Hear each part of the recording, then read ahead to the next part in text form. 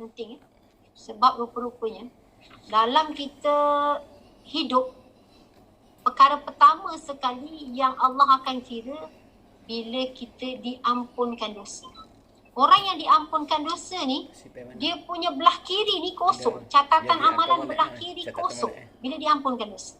Bila catatan belah kiri ni pun kosong, itu pun tak berapa pasti. Sebab apa? Bila sampai besok di penghisaban, maksudnya bila kita ni terima dengan kitab tangan kanan, kita lebih banyak amalan belah kanan, kita pun dah rasa bangga lah sebab terima kitab belah kanan. Tapi bila kita berhadapan nak pergi ke titian sirat, kita ada satu tempat yang kita kena masuk, iaitu mahkamah Allah. Setelah keluar daripada neraca timbangan, kita kena melalui pula mahkamah Allah.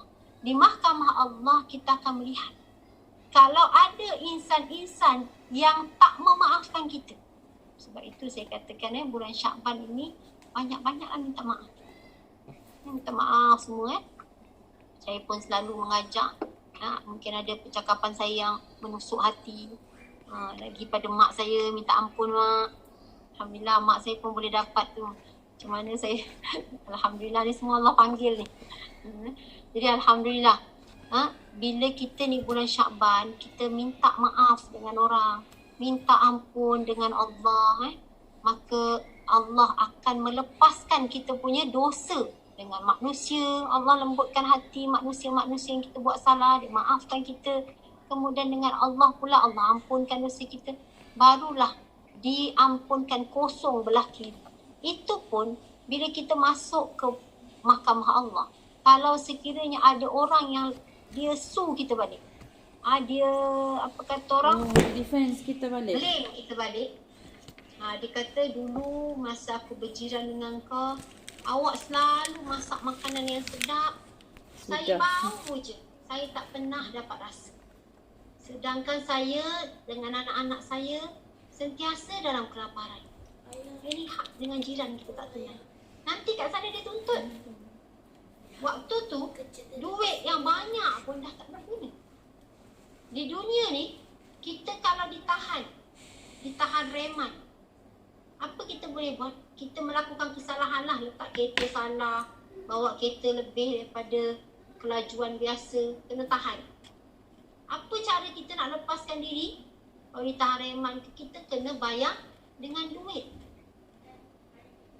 Tapi di sana duit kita adalah pahala. Bila orang tu kata kita bersalah apa, kita kena ambil pahala kita ni, yang tadi kita katakan dah dapat kitab dengan tangan kanan, kita bagi pahala tu sampai dia puas hati.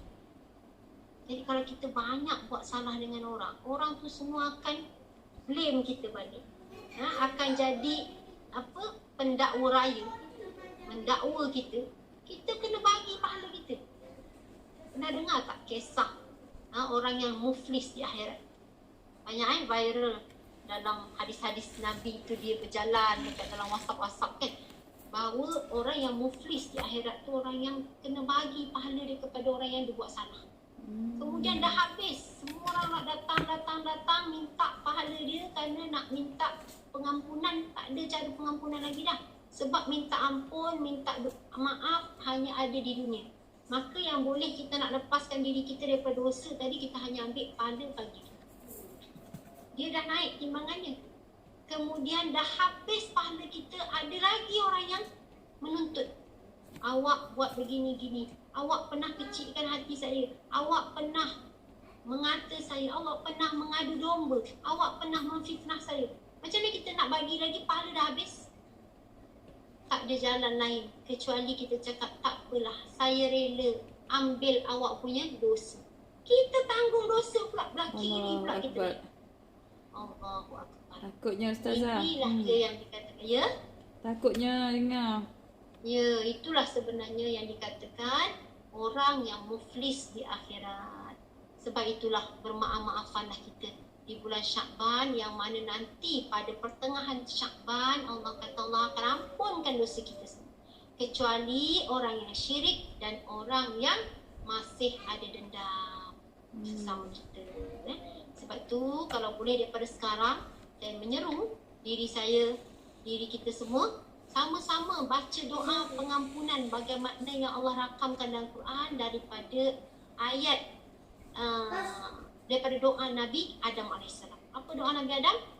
Rabbana zolamna anfusana wa illam taghfir lana wa tarhamna lanakunanna minal khasirin. Doa Nabi Yunus, la ilaha illa anta subhanaka inni kuntu minas zalimin. Minta ampun, apa saja cara minta ampun dengan Allah. Dan dosa kita dengan manusia, kita kena baca doa daripada ayat ke-10 surah Al-Hashr. Surah Al-Hashr. Kita tengok kejap muka surat berapa supaya senang nanti tepat. Muka surat 547. Saya yakin ramai orang dah dengar doa ini. Selalu dibaca oleh asatizah, selalu dibaca oleh imam. Rabbana ighfir lana wa li ikhwanina allazina sabaquna bil iman wa la taj'al fi qulubina ghillan lil ladzina amanu Rabbana innaka ra'ufur rahim. Ya Allah, ampunkanlah dosa kami. Ampunkanlah juga dosa saudara mara kami. Semua saudara se-Islam kami yang sebelum ini telah beriman. Maknanya kita mintakan ampun bukan sekadar untuk kita. Kita mintakan ampun siapa saja yang telah beriman sebelum kita. Mak bapak kita, atuk nenek kita, tok cik ke apa semua, sampai kepada umat Nabi Adam. Kita mintakan ampun kepada semua orang-orang yang telah beriman sebelum kita. Masya Allah. Sama ada yang hidup dan yang mati. Dia tak ada cakap pasal, dia cuma cakap wali ikhwanina allazina sabaquna bil iman. Dan ampunkanlah dosa saudara-saudara mara kami. Maksud ikhwanina ni semua saudara-saudara kami yang telah beriman sebelum kami. Semua yang beriman. Hatta umat Nabi Adam pun beriman dengan Allah. Hatta umat Nabi Musa, umat semua. Mintakan ampun Allah. Ini doa yang paling baik. Bila kita selalu mintakan ampun dengan Allah, maka sebenarnya hati kita akan dibersihkan oleh Allah daripada penyakit-penyakit hati. Sebab kita mintakan ampun dosa-dosa orang. Lalu orang pun senang nak lembut hati maafkan kita. Dan di sana kita sambung doa tu wala taj'al fi qulubina ghillan lil ladzina amanu rabbana innaka ra'ufur rahim. Dan ya Allah, janganlah Engkau jadikan pada hati kami ini perasaan dendam, perasaan dengki, perasaan iri hati, perasaan tak baik terhadap orang-orang yang beriman. Masya Allah, ini satu doa untuk menghapuskan perasaan dendam kita. Janganlah kita mintakan ampun dosa semua orang yang beriman. Juga kita minta Allah lepaskan penyakit-penyakit hati kita dengan orang. Maka di sana insya-Allah orang pun akan lembut hati memaafkan kita. Kemudian kita kata Rabbana innaka ra'ufur rahim. Engkaulah ya Allah, Tuhan yang Maha Penyantun, yang Maha Mengasihani, Maha Penyayang terhadap hamba-hamba. Jadi ini adalah satu doa yang baik yang patut kita amalkan dalam bulan Sya'ban. Dan dalam kita melalui kehidupan ini, yang paling penting tadi saya katakan ialah dosa itu diampunkan. Jadi kejar sungguh-sungguh. Ini kita berada dalam bulan pengampunan. Bulan Allah nak ampunkan kita. Dan lebih lagi sampai kepada nisfu Sya'ban. Ya, maka di sana usahalah kita dapatkan betul-betul nisfu Sya'ban itu. Sebelum nisfu Sya'ban lagi kita dah dapatkan tiap-tiap hari kita dah dapatkan amalan-amalan yang baik, iaitu menghidupkan malam, baca Quran, zikir, solat sunat, kemudian kita banyakkan bermaaf-maafan, banyakkan berinfak, bersedekah.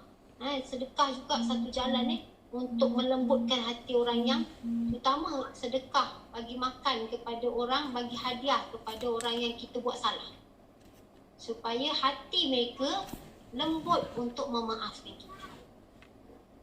orang infak, orang hadiah, orang buat baik ni memang akan apa kata orang, dia banyak sangat fadilat dia. Pertama, dia akan diberkati kehidupan. Orang yang infak, sedekah, wakaf ni kan, orang yang membersihkan harta dia. Maka insya-Allah jalan-jalan kebaikan itu menanti kita. Jalan-jalan keberkatan itu menanti kita apabila kita banyak buat amal soleh. Pertama, amal soleh dengan Allah dan ihsan dengan manusia. Amal soleh ni perbuatan-perbuatan, sama ada perbuatan sunat, perbuatan fardu, amalan fardu. Manakala ihsan ini adalah kasih sayang kita dengan manusia. Kerana kasih sayang, kita berinfak, kita bagi hadiah, kita hebah, kita maafkan, kita ingat memperingati, wa tawassaw bil haqq wa tawassaw bis sabr. Ini tanda kita berkasih sayang. Allah lepaskan wala taj'al fi qulubina ghillan lil ladzina. Allah lepaskan perasaan hasad dengki kita pada orang-orang beriman. Jadi saya harap kita sama-samalah beramal dengan doa ini, dan sebenarnya ada beberapa peringatan lain tentang hadis-hadis yang dhaif dalam riwayat-riwayat nisfu Sya'ban ini. Jadi saya juga nak menasihatkan diri saya dan kepada semua muslimat, mukminat, supaya kita janganlah men-share-sharekan sesuatu hadis, sesuatu apa-apa. Kalau ayat Quran tu, kalau kita nak share kan, kita boleh tengok betul tak ayatnya, kita boleh check terus kan. Kalau hadis ni dia sangat banyak kita hadis yang kita kena rujuk dan kita pun bukan pakar. Jadi bagi saya tak payahlah kita nak share-sharekan, terutama hadis-hadis dalam bulan Sya'ban ini. Kerana apa? Kerana banyak hadis yang bukannya hadis, tetapi dia adalah riwayat maudhu', dipanggil palsu. Sebab barang siapa, kata Nabi, man kazzaba alayya muta'ammidan, siapa yang sengaja buat pendustaan terhadap diriku, aku tak katakan tapi dia kata aku kata, maksudnya begitu. Nabi tak sabda pun benda tu, tapi kita kata itu adalah sabda Nabi. Kalau kita share pun, sebenarnya kita telah meriwayatkan. Maka kata Nabi, falyaq'aduhu falyatabawwa maq'adahu minan nar. Maka bersedialah kamu dengan tempat di neraka. Kamu akan menempah neraka sekiranya kamu meriwayatkan sesuatu yang palsu. Jadi bagi saya banyak sangat perkara yang tak betul, terutama dalam riwayat hadis-hadis kelebihan nisfu Sya'ban, terutama dalam ritual ibadah. Tidak ada ibadah khusus yang Nabi tetapkan, namun beramallah dengan amal-amal yang biasa kita amal, sembahyang sunat, puasa, kemudian zikir, baca Quran, amal makruf nahi munkar, tolong orang, infak, sedekah. Semua tu kita boleh buat, dan tapi kita perbanyakkan pada bulan Sya'ban ni. Kerana kita muliakan keagungan Sya'ban. Lebih lagi pada nisfu Sya'ban. Ada satu hadis lagi, Nabi itu jadual tidurnya adalah dengan Aisyah. Jadi kalau orang lelaki yang berkahwin ramai ni, dia punya jadual yang ditetapkan untuk berada dengan isteri itu hanya pada waktu malam. Siang hari sukati dia nak pergi ke mana, sukati. Tapi bila tidur tu memang dia kena ada jadual. Jadi malam tu adalah malam Nabi dijadualkan dengan Aisyah. Nabi baliklah ke rumah Aisyah. Nabi ni sifatnya suka tidur di awal malam. Lepas Isyak Nabi tak suka panjangkan bicara, Nabi suka tidur terus lepas Isyak. Dan Nabi akan bangun tengah malam. Bila Nabi bangun tengah malam, apa berlaku? Nabi bangun tengah malam, Nabi keluar daripada rumah dia. Sedangkan Aisyah ni tahu Nabi selalu bangun malam, tapi Nabi akan sembahyang di rumah dia. Nabi qiyamul lail, hidupkan malam, tahajud ke apa dengan di rumah dia. Tapi pada malam itu Nabi keluar. Nabi pergi ke masjid. Masjidnya memang rumah Nabi pun dalam masjid, tapi Nabi keluarlah nak pergi masjid. Aisyah bangun ikut. Lalu Nabi pun solat. Selepas Nabi habis solat, Nabi pun tanya, wahai Aisyah, apa lagi yang kamu cemburu? Aku kat sini je. Ini malam nisfu Syakban. Jadi rupa-rupanya Aisyah ingat Nabi ni nak pergi rumah isteri yang lain. Nabi ikut. Rupa-rupanya Nabi sembahyang. Nabi tahu isterinya yang ni memang cemburu. Sangat sayang sangat sayang dengan suami dia. Sangat cemburu. Nabi kata, apa lagi wahai Aisyah? Ini malam nisfu Syakban. Aku solat untuk memuliakan malam yang agung ini. Jadi Aisyah meriwayatkan peristiwa ini kepada para sahabat. Aisyah kata, pernah satu ketika aku cemburu, aku ikut Nabi keluar. Rupa-rupanya Nabi solat. Maknanya Nabi memang memuliakan malam nisfu Syakban itu dengan qiyamul lail. Tapi jangan kita ada-adakan saja aku solat nisfu Syakban. Tak ada. Nabi qiyamul lail. Saja aku sembahyang tahajud 2 rakaatkan Allah Ta'ala. Saja aku sembahyang taubah 2 rakaatkan Allah Ta'ala. Saja aku sembahyang hajat 2 rakaatkan Allah Ta'ala. Ataupun kita nak namanya saja aku sembahyang tahajud 2 rakaat tapi kita minta ampun. 2 rakaat lagi tahajud juga tapi kita Minta berdoa. Hajat lah tu namanya. Dan Nabi pun sembahyang witir. Sembahyang witir Nabi saja 11 rakaat. Itu witir paling pendek 1 rakaat. Bayangkan. Jadi begitu Nabi ni dia menghidupkan malam nisfu Syakban. Jadi sebelum kita nak menghidupkan nisfu Syakban, kalau boleh siapa yang nak minta diri. Sekejap lagi habis Teacher Ilham. Pukul berapa Teacher Ilham? Ya, pukul 9.30 Ustazah. Pukul 9.30 Ustazah. Oh, ni dah terlebih. Okeylah. Jadi saya pun dah mengakhiri dah dan menghabis lah. Jadi itu pesanan saya pada bulan Syakban ini, janganlah kita share-sharekan hadis-hadis kerana banyak hadis-hadis yang palsu dan dhaif jiddan, dhaif yang teruk lah. Lebih baiklah kita bersegera je pada kebaikan, kita ajak orang buat kebaikan, tetapi kita tak perlulah share-sharekan hadis. Sebab saya takut banyak hadis-hadis yang palsu bertebaran di WhatsApp kita. Nanti kita takut kita jadi orang yang memanjangkan keburukan dan kita menempah neraka. Na'udzubillah min zalik. Penistaan kepada Nabi kita. Ya, setakat itu daripada saya. Moga-moga jalan ini adalah jalan yang terbaik. Masa ini masa yang terbaik, peluang dan peluang yang terbaik kepada kita semua, terutama teacher kita kali Teacher Ilham supaya dapat menggunakan betul-betul masa yang ada ni. Buat apa saja kebaikan dalam kita bekerja, tapi niatkan ibadah juga akan jadi ibadah. Niat kerana Allah. Yang perkara yang boleh dikira sebagai ibadah adalah apabila diniatkan kerana Allah, dan yang kedua, perkara itu bertepatan dengan sunnah Nabi ataupun bertepatan dengan syariat Islam. Dia akan dianggap ibadah. Dalam kita didik anak-anak, mengajar anak-anak ni terkalim, menyayangi mereka, menyantuni mereka, semua tu adalah ibadah sebenarnya. Dan gunakan masa yang ada, gunakan masa, peluang, meluang, tugas kita sebagai satu jalan ibadah. InsyaAllah, semoga kita semua diberkati pada bulan Syakban dan seterusnya kita disampaikan dalam bulan Ramadan Al-Mubarak. InsyaAllah. Daripada saya, wabillahi taufiq. Wassalamualaikum warahmatullahi wabarakatuh. Waalaikumsalam warahmatullahi wabarakatuh. Terima kasih banyak-banyak Ustazah atas perkongsian malam ni.